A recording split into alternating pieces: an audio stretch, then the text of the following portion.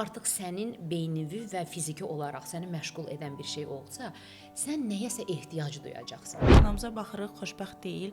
Deyirik biz mən elə olmayacağam. Tamamilə əks oluruq, əslində eyni şey oluruq.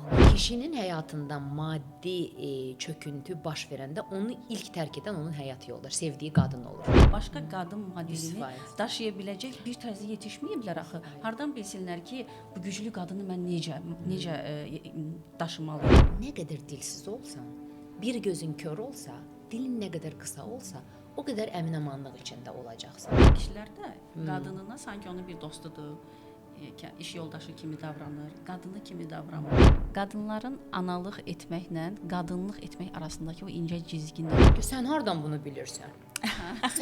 sən bunu hardan? Ay bala, bunu gedib çöldə zaten başqası ilə yaşayırsan da. Bunu gəl indi həyat yoldaşı ilə yaşa da. Deyil, Bizim də əlbəttə özümüzə deyil. qarşı olan o hörmət və dəyərlərimizi qorumağımız çox önəmlidir. Və bunu artıq bilən bir qadın olaraq, əlbəttə mənim tələblərim olacaq.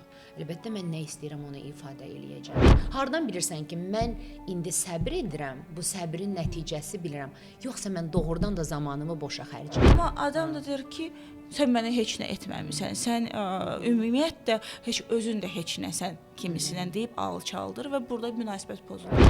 Və o anda sən başlasan həyəcan axtarmağa. Çünki həyəcan da nədir? Bizi həyatda saxlayan, diri tutan, sənə qadınlığı xatırladan, başa düşdün?